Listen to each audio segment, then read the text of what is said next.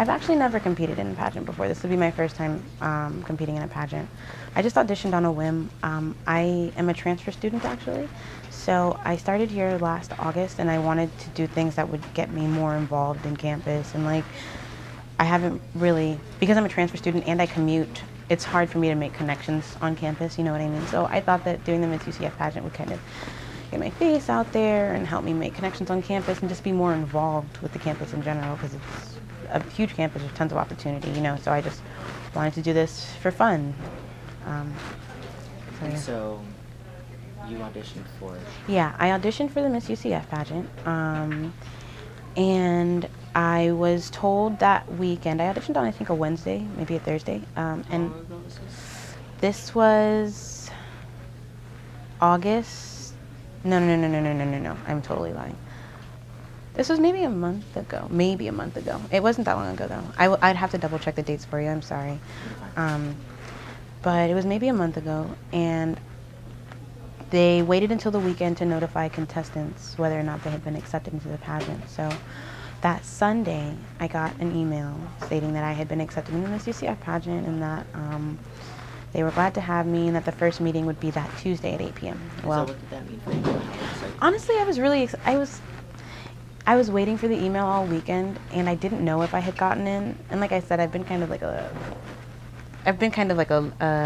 just this floating individual on campus, you know what I mean? So I was like, oh man, I don't think I got it. But when I finally got it, it was like 6 o'clock on Sunday night, and I was really excited, you know, because I had already told myself, I was like, maybe I didn't make it, but when I did, it was a proud moment for me, because I haven't done anything pageanty or I used to sing a lot, you know, so it was kind of like, oh, they like me, which is good. This is good feedback, you know, and now I can work on that and facilitate that and maybe even take this to another level, you know.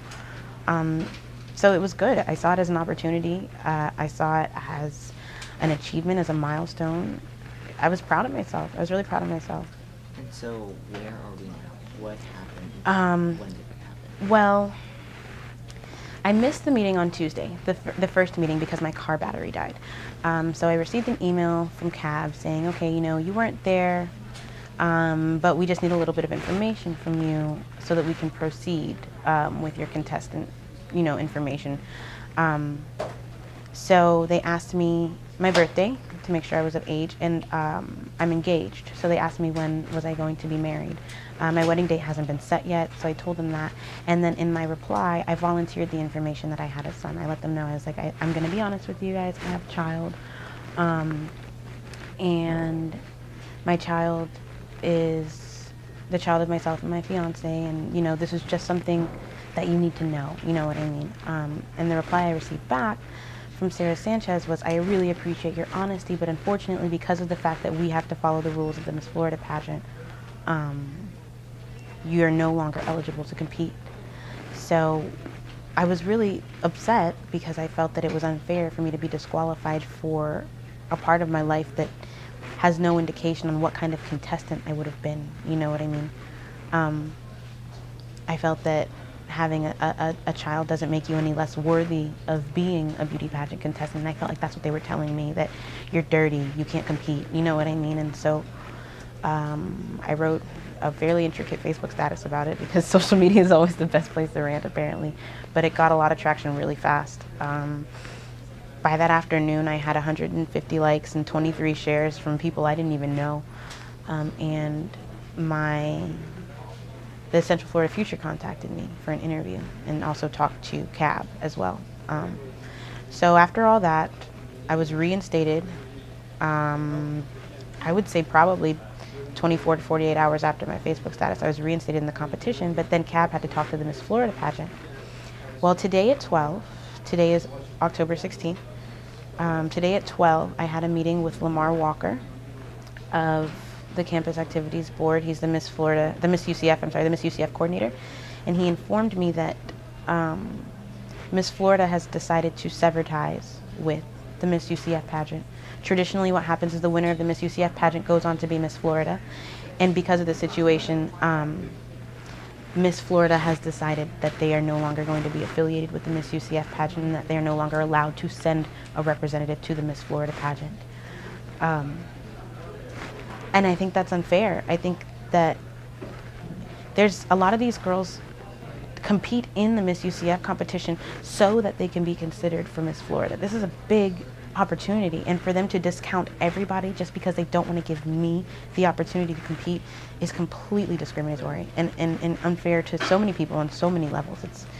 It's an antiquated rule. It's a discriminatory rule. It's ridiculous. It's ridiculous. That's really what it is. And so, what exactly did CAB? I don't know if Mm-hmm. you told me about CAB and they're supporting. Mm-hmm. You know, what is their stance exactly? CAB has been great, actually. Ever since all this has happened, and I've been reinstated, they've been extremely supportive. Because CAB runs the Miss UCF pageant, and so their focus is UCF.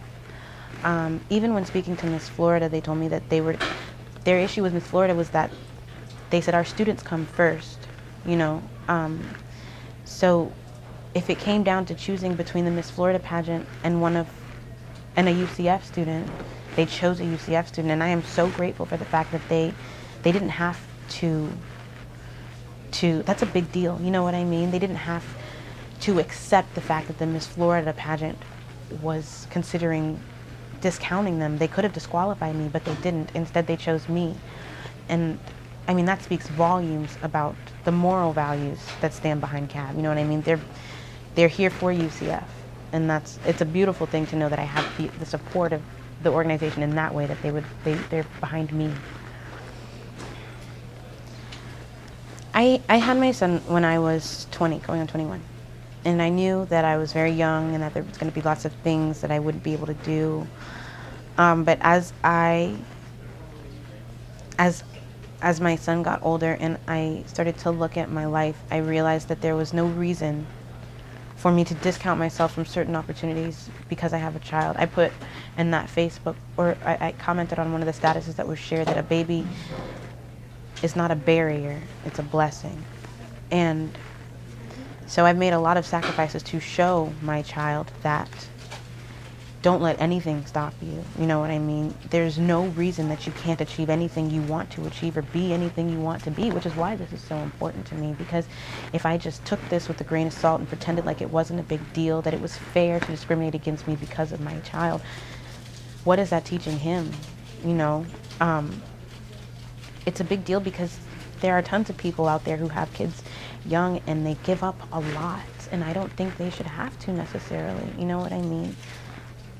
I decided to come back to school because I took 2 years off, and I decided to come back to school because I wanted to have more opportunities for my kid. You know what I mean? And the same with my fiance. We both took 2 years off. We had the baby, and when we looked at our lives and we said, this is not what we want. You know what I mean? This is not how our family should be. We shouldn't be working for minimum wage, or, you know what I mean?